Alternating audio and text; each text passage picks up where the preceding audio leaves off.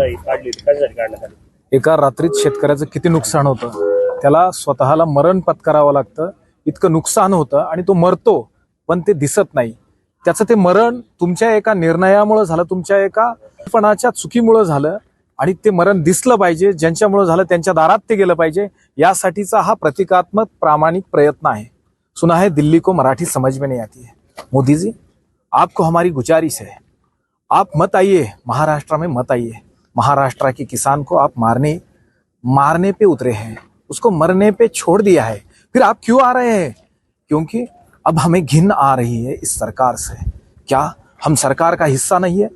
क्या हम इस देश के नागरिक नहीं है? अगर है तो क्यों हमें सस्ते में जीना पड़ रहा है? सब चीजें महंगी है, सब चीजें महंगी है. संसार में रोज लगने वाली जो चीजें हैं वो सब महंगी है. क्यों हमारे जो किसान भाइयों के उपज है उसको क्यों सस्ते में लेना चाहते? हमें ना शिक्षा सस्ते में मिलती है, ना कोई आरोग्य सस्ते में मिलता है, कुछ भी सस्ते में नहीं मिलता है. फिर हमारी प्याज आपको क्यों सस्ते में लगती है? 30 रुपया बहुत बड़ा रेट है.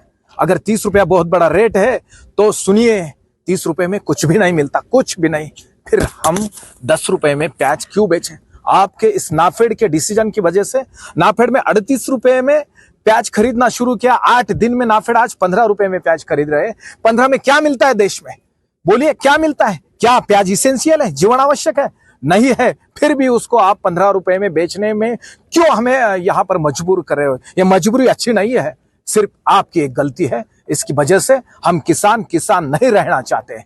कुछ तो भी अलग हम करेंगे, क्या करेंगे पता नहीं, लेकिन हमारा जिसमें ट्रेनिंग है वो खाली खेती का है, किसानी का है. हम वहां के अच्छे बलि राजा है, फिर हमें क्यों बलि दिया जा रहा है? फिर सिर्फ आपकी वजह से दिया रहा है.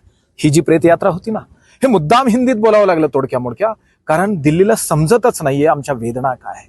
त्या दिल्लीला समजावणाऱ्यांची तोंड बांधल्या गेली आहेत, त्यांनी मूग गिळून बसलेली आहेत. म्हणून आम्हाला ह्या वेदना सांगायला ना कुठली बँक थांबत आहे, ना कुठलं फायनान्स थांबत आहे. रोज घरापर्यंत येते, आम्हाला चोर ठरवत आहे. रोज घरापर्यंत येते, आम्हाला त्या ठिकाणी लाचार करते, समाजातल्या प्रतिष्ठा धुळीत मिळवते, आमच्या दारावर नोटिसा चिटकवून जाते. मग आमचं झालेल्या नुकसानाची नोटीस आम्ही कोणाच्या दारावर चिटकवायची? म्हणून हे प्रांत कार्यालय तुमचं आणि आमचं समन्वयाचं साधन आहे. आम्ही प्रांत कार्यालयावर एक प्रकारची ही नोटीस चिटकवतोय. कृपया विनंती आहे सरकारांना, आमचं झालेलं नुकसान भरून द्या. 2000 कोटी रुपये 17 दिवसात आमचं नुकसान झालेलं आहे. प्रचंड कांदा देशाला पुरवणाऱ्या या जिल्ह्याला एवढं दुर्लक्षित ठेवू नका ना. हा जिल्हा जगभरामध्ये तुमच्यासाठी समाधानकारक उत्पन्न देऊन परकीय चलन सुद्धा देतो.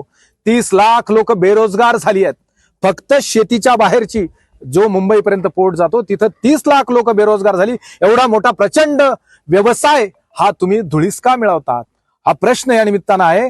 एका रात्रीत 800 कोटी आणि 17 दिवसात 1200 कोटी असे 2000 कोटी तुमच्याकडे आमचं घेणं आहे. ते 2000 कोटी ठेवा आणि मग नाशकात पाय ठेवा, ही विनंती.